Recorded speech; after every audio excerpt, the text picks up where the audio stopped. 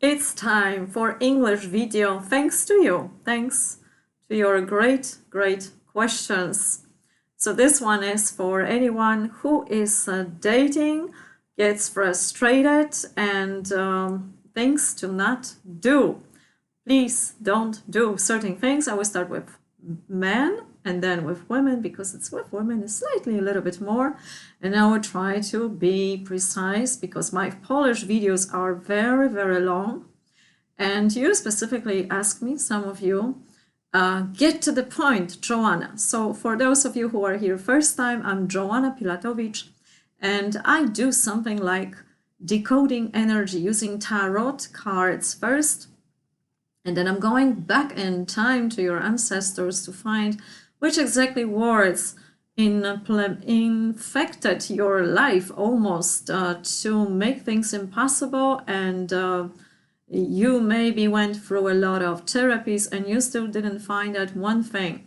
So usually after a session with me, you're supposed to have within 2 weeks, that's what other people say, changes. And usually I welcome every one of you to write me about those changes, because then we know what really worked. So it has to work. I'm also an artist, so this is my art, magic, abstract art, and I'm also a writer of books. And since my website is gone, because yes, there are out there not nice people, like criminals, so if you need more information, please write me directly and you will receive whether the gallery of my art or more information about the sessions and how to prepare yourself. And now we get back to the great topic, because recent years, of course, I had no idea that these things still existing and people behave as they behave. But what do I know? I gathered this great information for all of us, so let's get to it. So I'm starting with guys, wonderful gentlemen out there, please do not send women your second head, usually under construction. If she doesn't know you, it's probably nasty, disgusting to her, and it's not really turning her on, but off. It's a big difference. So yeah, you're probably the only one that admires your second head at this point. And of course, if you are on a Tinder, Hinge, or any websites, sites, apps like that, unless you want a fast food, then it's all good. There are some women who also want a fast food, and that is of course appropriate. But if you like to meet a woman with standards, please, that's like number one. Please avoid that. I'm begging you, avoid that, because this is like a lost chance. You can only guess another fast food this way.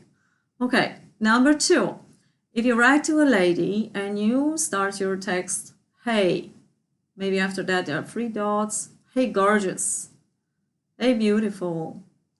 Well, if you want to get to know a woman with standards, that is exactly not a sentence. So it would be really nice and kind if you would write her a sentence, like full sentence.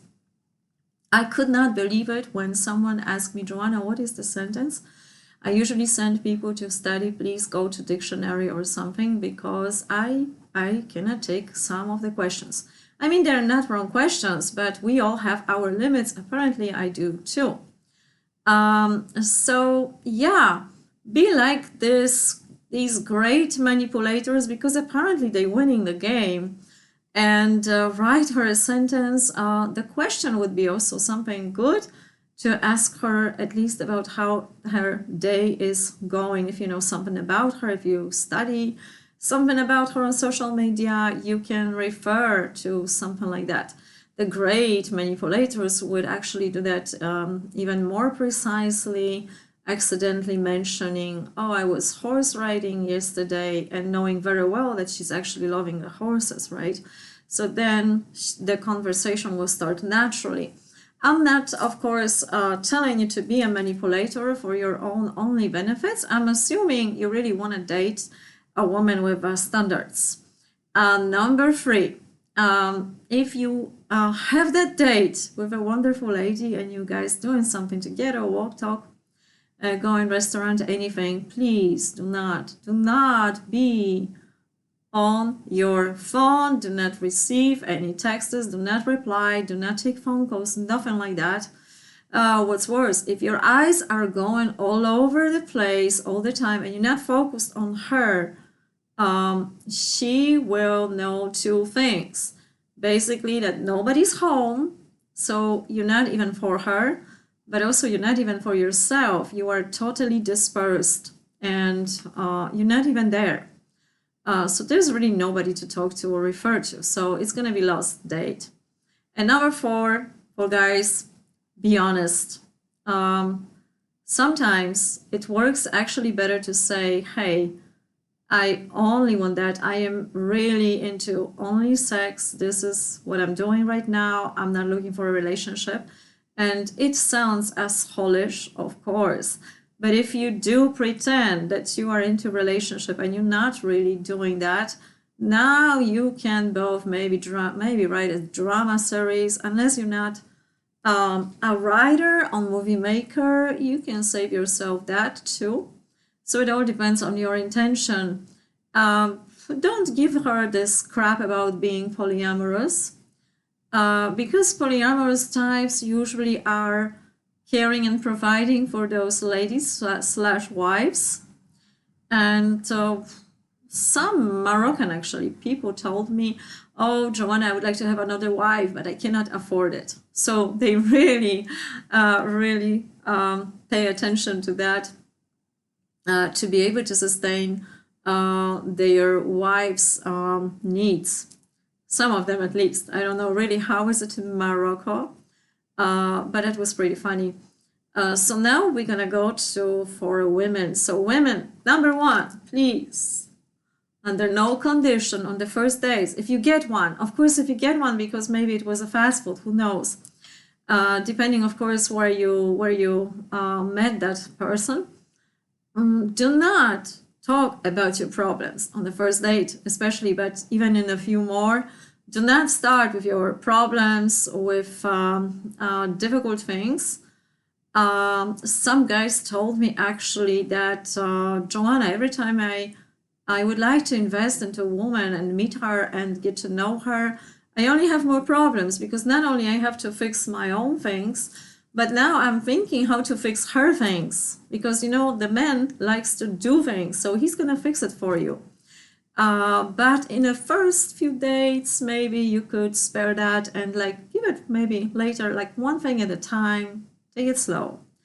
There is really, really good to not overload this man. Let him invest a little bit more. Of course, yeah, pace it.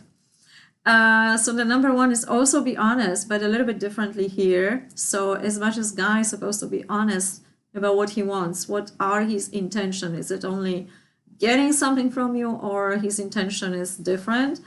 Be honest about what do you want and say it, because if it's actually a quiet, shy, nice, maybe guy, man, and you tell him that you only want sex, but you want a relationship, he will believe you.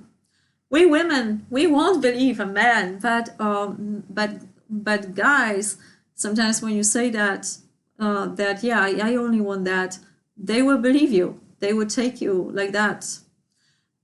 So tell him if you want to dates, casual dates, or actually looking for something more serious, because that is always, you know, both people decision. It of course depends who are you dealing with. And this is number 3.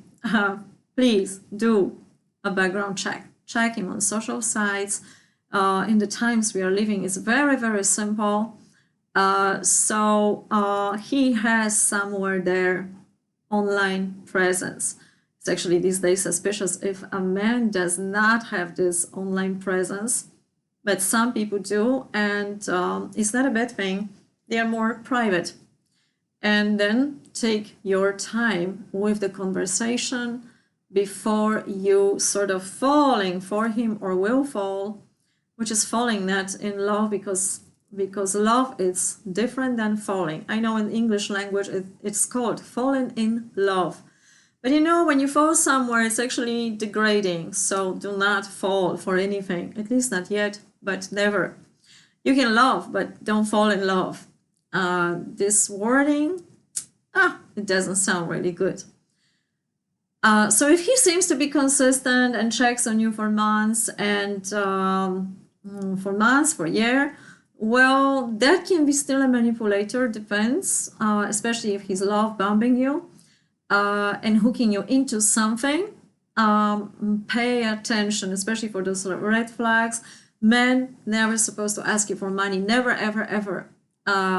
Hooking you into by being consistent and then not calling you for a month or days and, hey, I was so busy.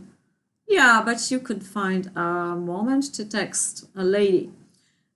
So this inconsistencies you have to follow. You have to follow what he's showing you, not what he's saying, because after this time, like 1 month, he can still call you and yeah, cover it up, but nice words.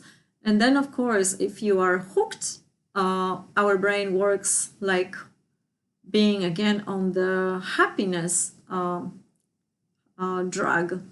And when you are not in his presence, then you're feeling lost, feeling lack, and then you just want to get it. So it's easy to manipulate you. That depends, of course, on other factors. Now, I will say specifically for victims, but in a quotation mark. Why? Because I don't want to call any woman a victim here. Is sometimes it happens an abuse on emotional or physical level. But those who recover from experiencing abuse, I also would like to pay attention to not call these people, oh, you were abused, because that puts a certain negative frame of mind, like putting you in a label, oh, you were abused, or things were not going well for you. And it's holds you there a little bit longer and makes it harder to get out. So yes, you experience abuse, but you're not an abused person. Nobody's supposed to label you like that, or you're not a victim. You just experience it. From emotional abuse to sort of Epstein cases. And many from my clients actually experience something like that in long-term marriages. And it took them really long time to leave. And statistic already shows, but I just learned from my clients that it takes them several attempts before they actually were able to leave. By the time I spoke with them, they already were in this their last time of leaving, or they just left. And also their world collapses because they could not really navigate. So for those people who experience that, for those women, it's very unlikely an Epstein it's very unlikely that those who experience that abuse, and now we talk a lot about Epstein cases, will see that video. And I watched those women online, and I noticed some of them, they still are in this shame or guilt, like how some of them asking those questions, why did I draw such experience to myself? What's wrong with me? All those questions. So if you do have this state yet, if you find yourself in blaming yourself or asking, why did I draw this? There is a guilt there. I will tell you one thing, it's not your fault. If you need to write it down on your mirror, write it down, because it's not your fault, and I will tell you why. Sure, some of the psychological schools and some of esoteric schools, it's very, very harmful. I also heard the cases when even psychotherapist was implementing that guilt into a woman. and a lot of things happening actually behind those closed doors. Also in esoteric community, what they do, some of them, is also very harmful. So basically, it sounds like that. You are suffering. Oh, you are a chosen one. Nothing like that. And also take responsibility for everything. Well, no, you don't have to take responsibility for a criminal. Absolutely not. You can only take responsibility for your reaction according to what is happening to you. So here is why things happen to you, and that guilt is not necessary to carry with you. So,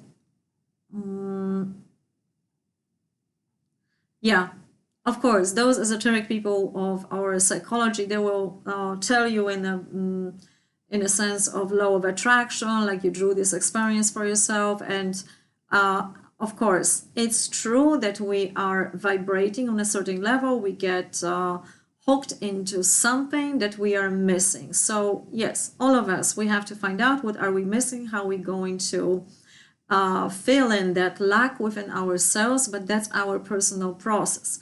A lot of people are not educated, or they are vulnerable, because if they're coming from a good house, like seriously good house, they cannot even comprehend in their head that there are such predators and criminals out there in the world. So they do not have this imagination, and they shouldn't, because yeah, we're not supposed to live our life when we are scared to go out on the street. But this is not the world currently. And it wasn't for women. It wasn't. It just got better some years ago. So if you are a vulnerable, deeply feeling person and with a good heart, it's not even in your imagination. Obviously, you have to learn to protect yourself stronger, and you are very likely were programmed in your childhood, such as life, you have to do this, you have to that. A lot of women were programmed into serving men, which also leads directly to experience abuse, to serve a man. And these things are sinking so deeply in subconsciousness that we have to trace them later on sessions, individual sessions, or in a group meditations, or wherever you go, whatever specialist you find and it works for you, go for it, because it's actually very, very important that you trace those patterns. But it's not to put a guilt on you. You're just learning about yourself when you were allowing. So you're tracing the whole process with that particular predator. What happened what happened that time when you were vulnerable, and what tools you needed. So there is this technique, if you survive this, to go back in time and rewrite the script that already happened. It is a very powerful thing to do. And you can do it by yourself, you can do it with a therapist, you can also have find probably some meditations about it, although I never encountered that one. So here, when you trace that, you know exactly why this happened, what was your belief pattern about it, and who implemented them on you. And then you change it. So you change the script of your life. So the thing is that you are treating this experience as something that can serve you from now on, like you are better protecting yourself, and you pay attention to yourself more. What do you want? What do you need? How do you feel in certain circumstances?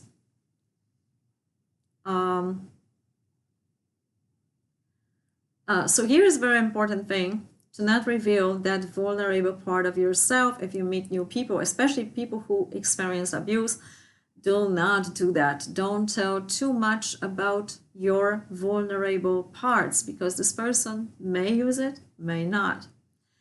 Unless you're sure of the man, but it's really, really long time, not too fast, or just never. Always do a background check, not in a nasty way, but just learn about his past, and definitely learn about his reactions, not what he's saying, but more how he's acting, what is he doing. So if he's for example, if he's angry, yeah, it's a kid energy. He's not mature, he's impulsive. That's not a mature man.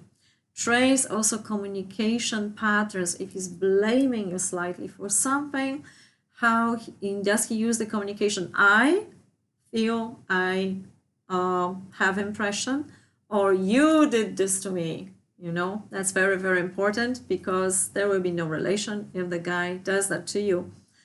Mostly, the most important thing for women here is follow your feeling.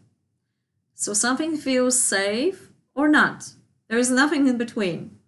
And a deer in the forest has really no time to think like, oh, let me discuss it. Am I feeling like that? You know, because the predator comes and kills it.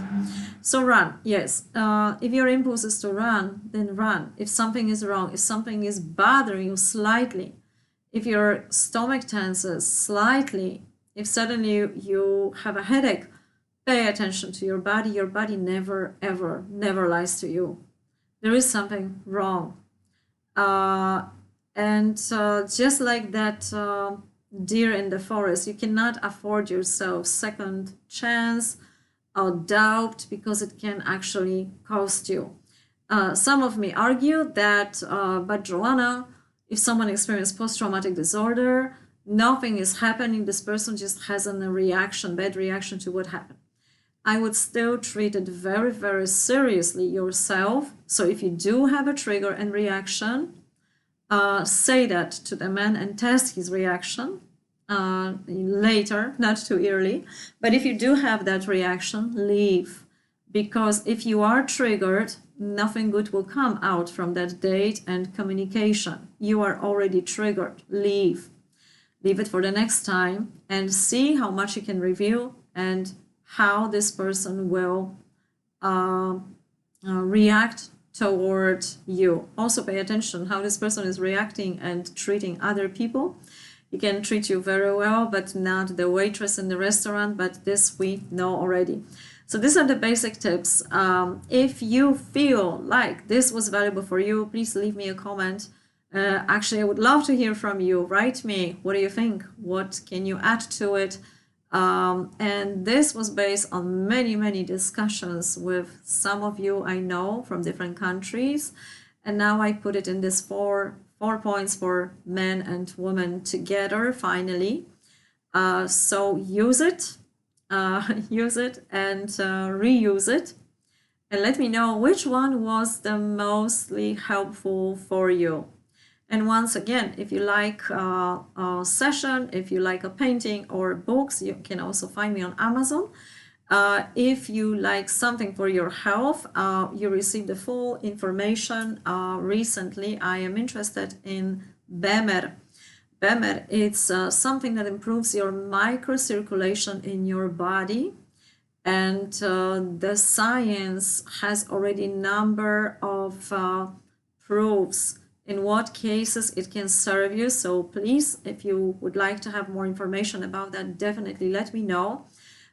This is something new for me. I studied that for over a year, so it's relatively new. But many times I was already using that by my doctor when something was really, really happening, not so cool, and it worked miracles for me. But if this is in your case, we would have to talk about it individually. And also, I definitely would have to check that also with your vibration. Is it helpful in your case? And definitely do not avoid the doctors, but the good ones. Okay, let me know, and wishing you wonderful time wherever you are. Bye-bye.